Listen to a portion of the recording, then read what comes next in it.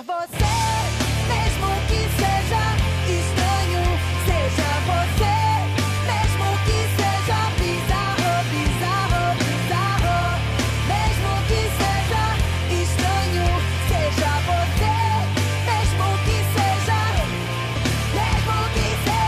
estranho. Seja você.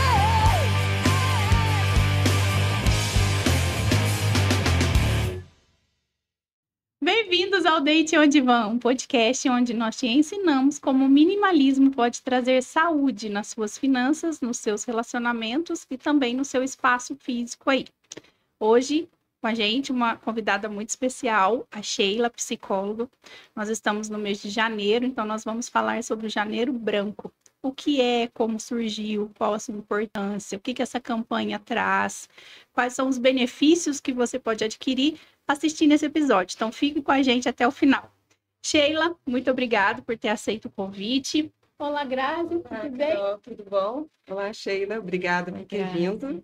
Carol, Fica à vontade. Se apresente, a casa é sua. queria agradecer primeiro, né, a oportunidade de estar aqui falando desse tema tão relevante, né, Janeiro Branco, abordar aí a questão da saúde mental. Bem, eu sou psicóloga clínica, já tenho aí uma carreira de 20 anos, construída aí, né, com atuação no SUS. Então, trabalho com saúde mental e também sou psicóloga clínica com consultório aqui em Pouso Alegre, sul de Minas. Que legal, gente. Ela tem 20 anos de carreira com cara de 20 de vida, né? Ai, gostei dessa parte. Obrigada. Muito bom. Isso significa que ter saúde mental traz resultado na nossa aparência Aí, física ó. também. Com tá vendo? certeza.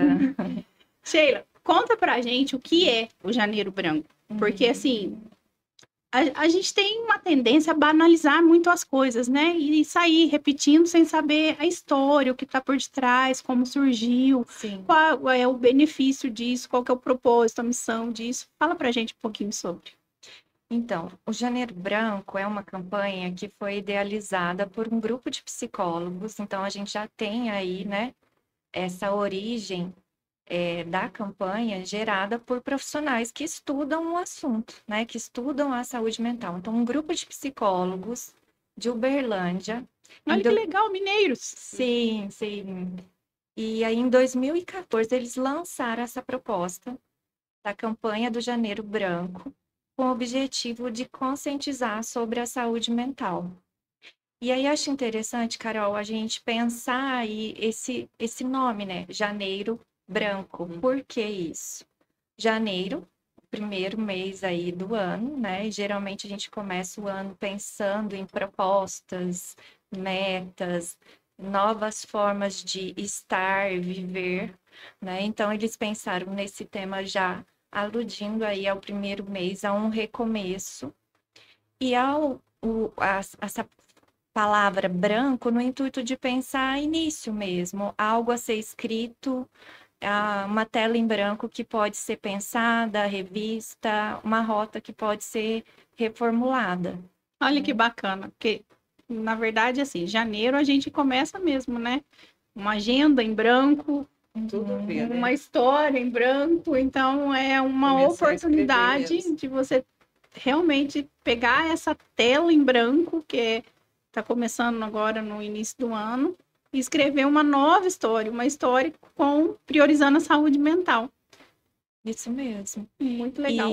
E assim, uma campanha, por que, né? Eu fico pensando numa campanha, quer dizer que é importante falar desse assunto cada vez mais, né? E acho que pós-pandemia, isso se destacou Sim, mais ainda, né? Então, a pandemia trouxe consequências, né? na Nos verdade, ela atingiu. potencializou muito, né? Existe, eu não sei se você vai se lembrar, mas existiu em 2016 uma campanha a nível mundial da Organização Mundial de Saúde, de um movimento assim bem intenso mesmo sobre a conscientização da depressão. Uhum. Você lembra dessa campanha? Acho que vagamente. 2016. Uhum. E nessa época tem uma pesquisa que diz que existiam no Brasil 11 milhões de pessoas com depressão. É isso mesmo. E aí nós estamos falando de um número de depressão forte, né? Porque para você entrar na estatística, você precisa ter pedido ajuda. E a gente sabe que pessoas com depressão para pedir ajuda, ela só pede quando ela está no nível avançado da doença, no estágio mais profundo da doença. Então, quantas pessoas estavam, né, estão com depressão e não entraram nessa Tem um estatística? preconceito em cima disso, né? Sim. Tem um preconceito. Você vê até, eu vejo assim, pelos, que a gente fala ancestrais, né? Eu já falei ancestrais, mas nossos pais mesmo, né? Toda vez que tem uma conversa sobre isso, eles já falam assim, nossa, mas vai tratar da cabeça, tá louco, tá com problema? Não é? É levado a Exatamente. isso. E aí, talvez até por isso essas pessoas não procuram ajuda. procuram, Então, não mesmo. muita gente está fora dessa estatística. E mesmo assim, nós tínhamos aí 11 milhões de pessoas. Nessa Alarmante época, esse número, exatamente. né? Nessa época, o estudo falava que acontecia um suicídio a 4 segundos no mundo. Então, nós acabamos de iniciar esse episódio, a gente tem aí nem 10 minutos de episódio e uma média de 2 vidas Sim. já foram tiradas Sim. nesse tempo que nós estamos aqui.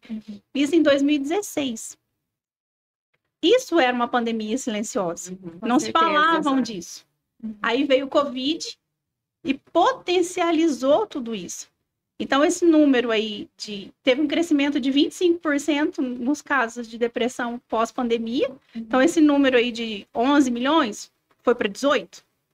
Esse número de 4 pessoas por segundo foi para quanto? Não sei fazer conta, sou de exatas. Sou de humanas. Sou de Também. humanas. Não sou a melhor pessoa para nada te de ajudar com exatas. isso. Mas aí Aumentou, né? você pega esses 11 milhões e põe 25% aí. Então, assim, aumentou muito. E ainda assim existe essa questão que a Grazi trouxe, desse preconceito que existe dentro da própria família, dentro da própria casa, até do próprio paciente. E assumir e encarar que o fato de você ter um transtorno mental não te faz diferente. É porque fica meio oculto, né, Carol?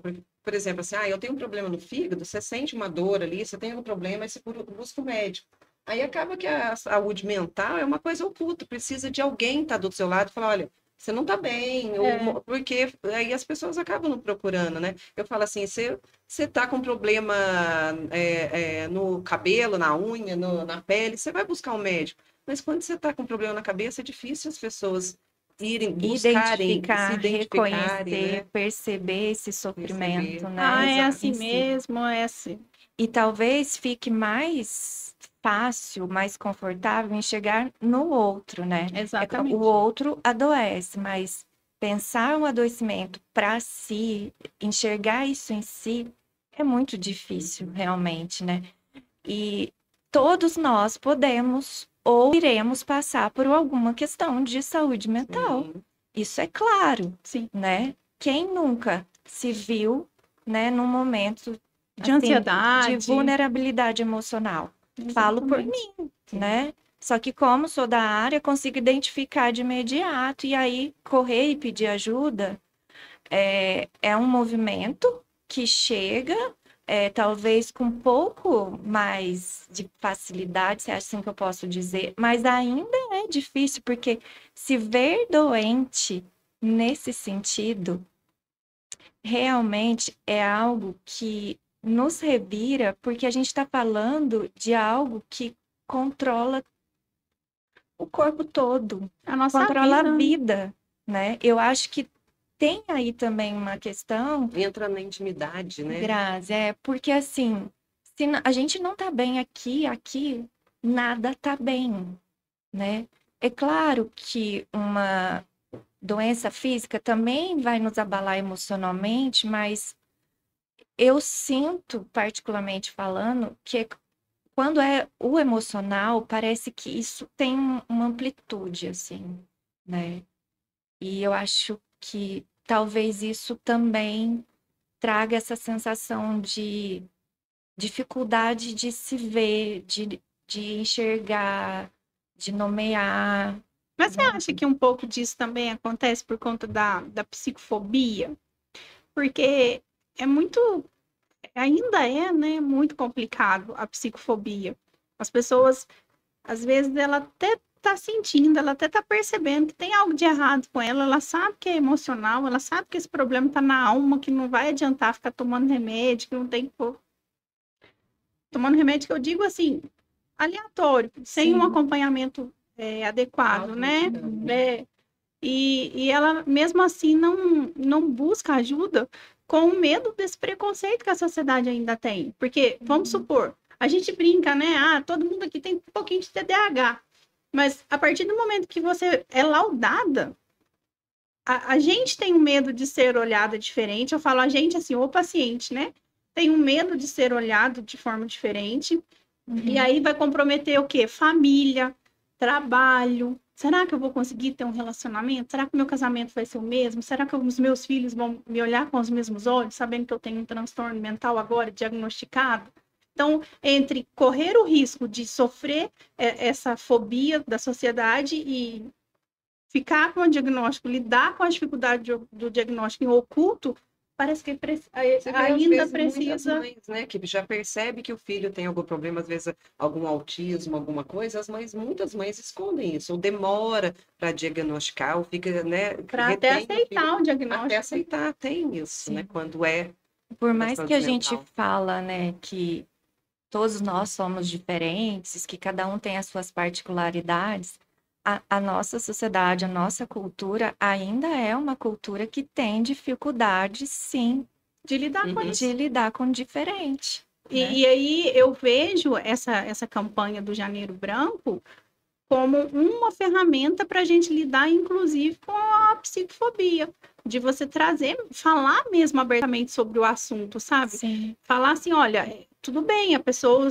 seu marido, a sua esposa, o seu filho tem um transtorno, ele tem lá um toque, mas isso não faz dele uma pessoa ruim, ele só é uma pessoa que vai ter comportamentos diferentes do seu. Por exemplo, nós vamos pegar uma pessoa aí que tem toque e vamos colocar ela numa sala de brainstorm, por exemplo. Ela vai ficar desorientada, ela vai começar a catar as bolinhas do chão e achar que tá tudo errado ali. Por sim. quê? Porque ele tem um padrão de perfeccionismo nele. Mas, em compensação, uma pessoa que tem uma fidelidade, um caráter, sabe, assim, Uma incrível. organização, né? Incrível. Tem esse outro lado, né? E parece que a gente fica muito preso no lado negativo, entre aspas, digamos assim, Exatamente. Sim, né? Eu tenho um cara que eu sigo, eu até esqueci o nome dele, é Dr. Sérgio alguma coisa. E ele fala isso, as pessoas põem o tabu do nome, mas na verdade o que que é? Não é o autismo ou TDAH, mas é um funcionamento diferente. A pessoa funciona Uhum. diferente É. daquilo. Então é só o mundo, ou a escola, ou seja onde for, adequar mais aquele funcionamento. Mas Sim. como não tem essa adequação, acaba se colocando como, é um transtorno, dando outros nomes, né? E É isso mesmo. aprender a explorar as habilidades dessa pessoa, né? Porque todo transtorno, ele traz, atrás dele tem habilidades. Sim. E como aproveitar isso, né? Isso. Como trazer isso para a sociedade, para que a sociedade também ganhe com isso, né? Uhum. Que fica Exato. parecendo que é sempre uma perda, é sempre algo de negativo, de ruim, uma vez que se tem um diagnóstico, né?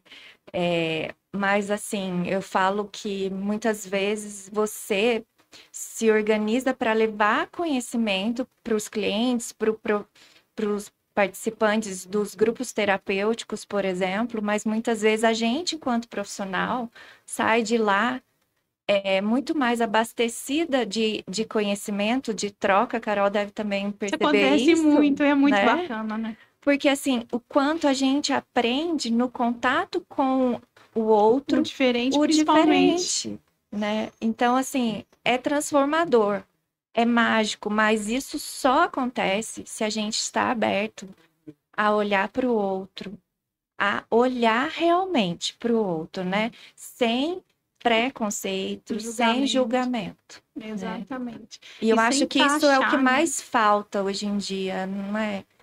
Esse olhar que não chega com uma pré-ideia do outro. Uhum. E não é só nesse cenário, eu acho que Em na todos, sociedade, exatamente. né? Gente, agora eu vou dar uma pausa aqui no nosso assunto, porque eu vou vender para você.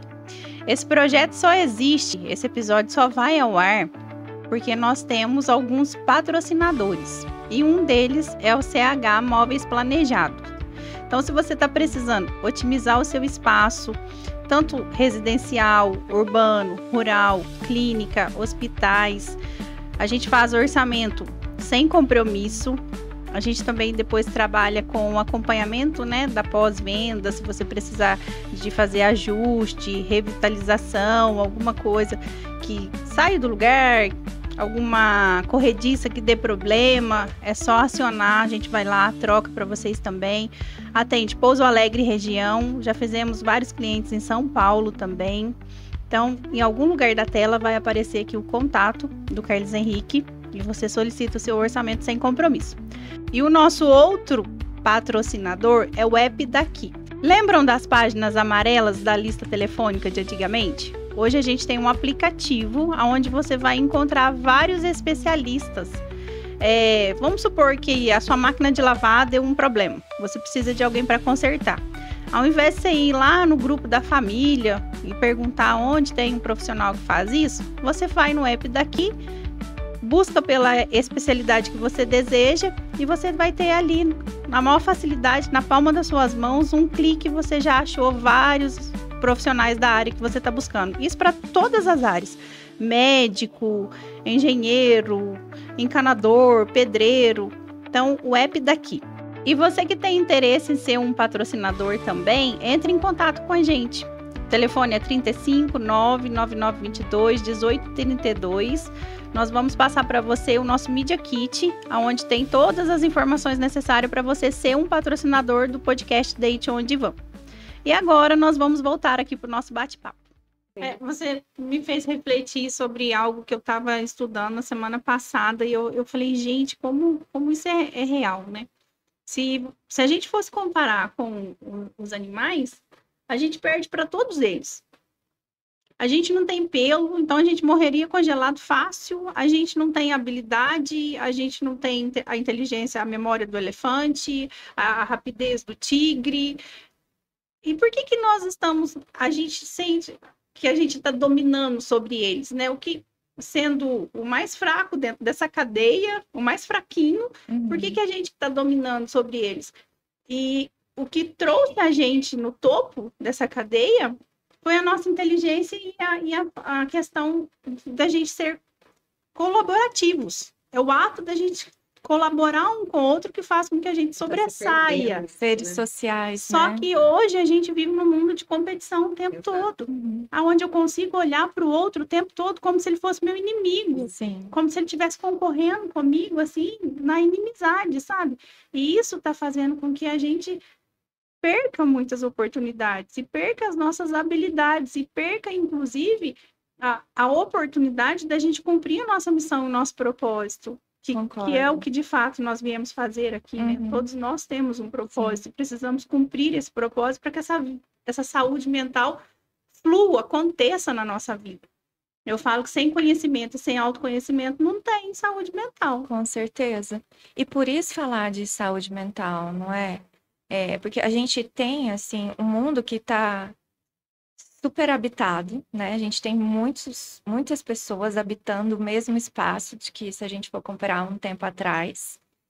E eu acho que nesse cenário as pessoas caminharam, de repente, para essa competição. Exatamente. Né? Eu preciso sobreviver, eu preciso ter trabalho. Eu preciso ser melhor, parecer ser mais. melhor. Mas e aí? Como lidar com esse cenário, onde a gente tem um número exorbitante de pessoas convivendo no mesmo espaço, Competindo o tempo todo. competindo. Então, como a gente vai fazer daqui para frente? E aí, onde a gente pensa em pessoas, a gente está falando de saúde mental, de autoconhecimento, Comportamentos né? e consequências desses comportamentos, né? Sim, o que a gente vai fazer daqui para frente, de repente, para que a gente possa conviver com mais harmonia, mesmo num cenário como esse, né? Essa é a grande questão, acho que também para a gente pensar. Eu falo que é uma atitude, uma filosofia muito burra, né? Entre aspas, das empresas, quando elas incentivam e instalam programas onde um está competindo com o outro o tempo todo. Se elas instalassem uma cultura de cooperação, o risco de desenvolver burnout nesses profissionais que vivem nesse ambiente de competição o tempo todo, ele é muito Elevado. maior, muito maior. Então, elas só tendem a perder, mas parece que não conseguem enxergar outro meio de fazer a coisa acontecer. Eu acho que a gente entra um pouco nesse cenário capitalista também, Exatamente. né? A gente vive um sistema capitalista onde o dinheiro se destaca. Eu não sou contra o dinheiro, acho que a prosperidade, a gente merece usufruir disso, né? Mas eu tô falando que em alguns cenários é só isso que se destaca e as coisas que acontecem ao redor privilegiam somente isso. E aí o humano fica para depois, né? Apesar de que é o humano que muitas vezes vai fazer tudo isso girar, Promove isso. né? Exatamente. Então, assim, é um convite mesmo a gente refletir a partir de onde que a mudança tem que começar, sabe? É de baixo para cima, é de cima para baixo, é de dentro para fora? Como que essa mudança precisa começar a acontecer para que a gente volte a ter mais saúde mental? Porque uma das coisas que eu percebo muito e aí entra no que você falou, a partir do momento que eu não tenho nenhum laudo de nenhum transtorno, então tá tudo bem comigo, eu tenho saúde mental? Não, Não. não. É para além da doença, do É diagnóstico. muito além disso. Sim. E aí, quando você fala como esse movimento vai se dar, é de dentro para fora, é de cima para baixo, eu fico pensando que é de várias formas. Eu acho que é de dentro para fora, é de cima para baixo, é nas instituições, no individual, no contato com o outro. Em relação às políticas públicas, acho que é bom a gente falar também disso, né, Começa meninas? por aí, né? Sim, então, assim, as políticas públicas também estruturam todo um cenário, todo um país, Competitivo, né? adoecedor. Sim, então o que está sendo pensado nesse sentido para esse ser humano em relação à saúde, à educação, né? Não dá para pensar só no individual, a gente precisa pensar o individual, mas também pensando que esse indivíduo está Inserido numa sociedade. sociedade. Eu lembro, eu falo muito isso, né? Na nossa época, né? Não sei sua, mas tinha a matéria Educação Moral e Cívica, né? Já Sim. começa desde ali, né? Você ter alguma matéria que te incentiva a isso, a ser mais civilizado, a pensar no outro, né? Acho que começa disso dentro das escolas mesmo, né? Porque às vezes em muitos lares não estão preparados para trazer essa questão. Mas eu acho que era legal olhar para isso, já trazer na escola, a criança mesmo já começar a ter um convívio, em ter esse olhar, né? E uma matéria que já estava iniciando, isso já não tem mais. Então você vê cada vez mais isso deteriorando, né? De olhar para o outro, de ter a educação, né? A civilização, né? E, ao mesmo tempo, as crianças sendo incentivadas a serem alfabetizadas muito cedo, né? Exato. Aí, às vezes, o brincar fica um pouco de lado, essa questão do desenvolvimento emocional que está atrelado ao brincar, né? Aí se aprende a ler, a escrever, a fazer contas. Fica Mas não aprende a conviver. robôzinho, né? Não sabe lidar com as emoções, conviver. Não aprende a conviver. E é isso que está acontecendo nas empresas, né? As grandes empresas, principalmente, elas descobriram que se contrata por currículo, por formações, e se demite por emoção. A maioria das demissões acontece porque a pessoa não tem inteligência emocional, condições emocional, sabedoria emocional, habilidades emocionais para lidar com os desafios, os conflitos do dia a dia que tem em qualquer empresa, que tem em qualquer lugar que tem mais de uma pessoa. Sim, sim. A partir do momento que tem mais de um ser humano ali, e falando isso agora, eu faço uma pergunta, né? Qual que é a diferença de humano e ser humano? A gente precisa começar a pensar e refletir sobre isso também, que isso é um dos caminhos que vai trazer a saúde mental para a gente. Você entender isso. Para eu ser um humano, basta eu ter nascido. De um homem e de uma mulher, eu sou um humano. Mas e o ser humano? Eu preciso me tornar. Eu preciso me formar enquanto ser humano. E para eu me formar enquanto ser humano, eu preciso de 4 coisas. Que eu costumo dizer. Você precisa de autoconhecimento. Você precisa saber quem é você. Quando que eu sei quem sou eu? Quando eu reconheço as minhas habilidades e as minhas fraquezas. E quando eu sei qual que é o meu propósito. Para onde eu estou caminhando, para onde eu estou indo. Imagine que um pé de manga, ele sabe que ele nasceu para dar manga. Um pé de laranja sabe que nasceu para dar laranja. E você, nasceu para quê? Então, no meu ponto de vista, é meio impossível você ter saúde mental sem ter respostas para essas perguntas. E o mundo está andando na contramão, né? Porque as pessoas cada vez estão mais individualistas, né? E isso traz mais olhar para si, querer para si, né? E não estar com o outro. Exatamente. Dividir, né? E quando eu falo de propósito, de para que eu estou nesse mundo, eu estou exatamente falando de que forma eu vou servir o outro. Sim. Porque um pé de manga não chupa a sua própria manga. Uhum. O sol não se aquece com seu próprio calor.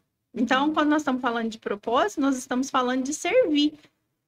E se a partir do momento que eu não estou disposta a servir, eu não estou disposta a fazer o que eu vim fazer aqui. Então, como que eu vou ter saúde mental andando na contramão daquilo que eu fui criado para fazer? Então, o autoconhecimento, ele se resume nisso. E para mim é impossível você ter e fazer qualquer coisa na vida sem ele. Eu falo isso em todos os episódios. Não é porque eu sou terapeuta, não, gente. Sim. Mas não tem como você aplicar uma ferramenta de finanças na sua vida e fazer ela funcionar se você não tem autoconhecimento. Não tem como você chegar no topo da sua carreira sem autoconhecimento. E a segunda coisa que eu vejo que é muito importante é o conhecimento, sabe? Porque o meu mundo, ele é do tamanho daquilo que eu sei. Então, não adianta nada eu ter um vasto conhecimento só dentro da minha área, só dentro daquilo que eu faço. Eu preciso ter o mínimo possível de conhecimento em todas as outras áreas possíveis. Isso vai expandindo a minha mente, as minhas possibilidades, isso vai ampliando o meu mundo. Conhecendo novas coisas, né? Depois eu preciso ter coragem. Para eu viver, eu preciso ter coragem. Eu preciso ter esperança. Esses dias eu estava conversando com uma pessoa que é ateu, cética de tudo, e tá tudo bem.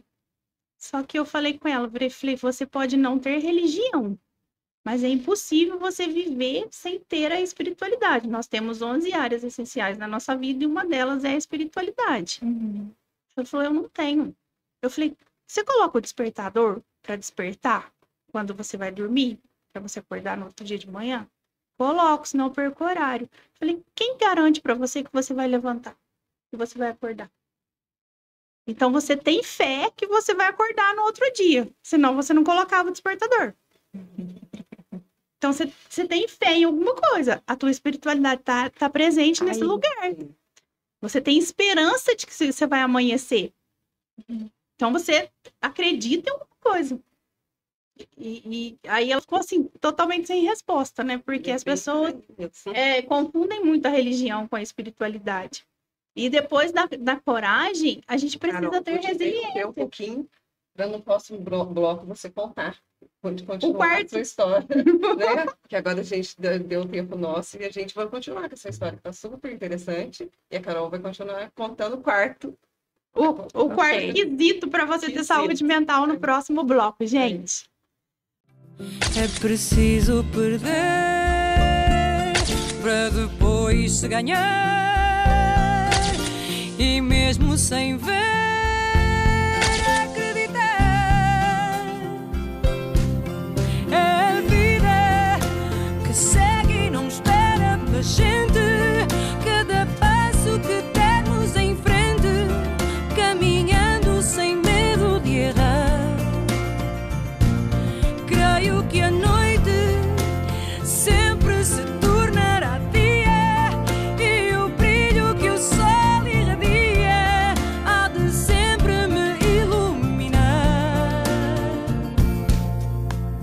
Quebro as algemas deste meu lamento, se renasço a cada momento, meu destino na